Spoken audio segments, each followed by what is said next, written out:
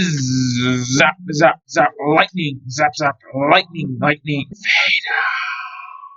Hello everybody, it's me, the LEGO Dude, and in today's video I'll be talking about the LEGO Star Wars UCS Venator and everything we know about it so far. I made a video about this 3 weeks ago, but since then we've had some new updates, including the minifigures being leaked, so before the Venator itself gets finally leaked, I'm making this video to keep you up to date on everything we know right now. I'll be keeping my own opinions to a minimum to make this as short as possible, and we'll mostly just be talking about the concrete facts and rumors about it. Starting off with the minifigures, first up we have the Phase 2 Captain Rex, who was last released in LEGO form over a decade ago in early 2013. Arm printing is included on this minifigure and the waistcape is printed. The ammo pouch on the torso is factually inaccurate when compared to the in-universe Captain Rex, whose ammo pouch is actually around half the size of this minifigure's version. Helmet holes are also included to allow for a rangefinder to be placed on the helmet, which is a factual upgrade in accuracy. The amount of tally marks on the helmet is another factual inaccuracy though, with there being far too few compared to the in-universe version of Captain Rex. This is a factual downgrade in accuracy, as the 2013 version of Phase 2 Captain Rex had the correct amount of tally marks, while this one has the incorrect amount. The face is a normal clone face print, with the only difference being a print for the bandage on the spot where Captain Rex's inhibitor chip was removed at the end of the Clone Wars Season 7. Moving on to the second minifigure, we have Clone Wars era Admiral Yularen, who has never been made in LEGO before. The torso printing is extremely accurate, and the legs are also dual molded to provide even more accuracy. The only factual inaccuracies about this minifigure are that the uniform is the incorrect color, being gray instead of green, and that there's no arm printing for his wrist cuffs. This minifigure also has a double-sided face, with the front being a smiling expression and the back being a more serious expression. Moving on to the UCS Venator itself, it'll be numbered 75367, cost $650, have 5,374 pieces, and is releasing on October 1st. It'll be approximately 3 1/3 feet or 40 inches long and will employ the use of a large amount of small pieces for detailing. It is not going to have a promotional set, with the rumored promo turning out to be the Millennium Falcon Holiday diorama, which is just a completely standalone LEGO set. A bit of an interesting fact about the Millennium Falcon Holiday Special diorama before we move on, it's the first set based off the sequels that LEGO have released in over 3 years. Getting back to the UCS Venator though, there's a lot of uncertainty on if the Republic logos will be stickers or printing, with several different rumors swirling around since the initial leaks. If they do turn out to be stickers though, it'll most likely be a major point of contention among LEGO Star Wars fans, considering the fact that this is a $650 set, meaning if you're buying it, you're most likely looking for top quality prints and not stickers. Also included in the UCS Venator will be 4 Microscale Gunships. LEGO have made Microscale Gunships quite frequently before, which means that these pictures you can see up on the screen now should give you a pretty good idea of what they'll look like. They might be 1 to 2 times bigger, but other than that they should be quite similar. It is a possibility that we'll get pictures of the UCS Venator by the beginning of September, however it's much more likely we won't have them until a week or 2 before release. LEGO usually try to keep UCS sets under tighter wraps, and with this being one of the most expensive UCS sets ever, I have no doubt that they'll do it here as well. A good example of this happening is the UCS Razor Crest, which released on October 1st in 2022. We had a lot of details about it and the minifigures leaked for months, but it wasn't fully leaked until 12 days before release. Other than that, we have no more information on the UCS Venator right now, but as soon as we do get more info, I'll make sure to make a video about it. Alright everyone, that is everything for today's video. Tell me your thoughts about the UCS Venator and everything we know about it so far in the comments section down below. What are your thoughts on the minifigure selection? Do you have a positive opinion of the UCS Venator so far, or a negative opinion? Are you excited or not excited for it? And one last thing before you leave, please remember to hit the subscribe button, ring the notifications bell, and leave a like on the video. Bye!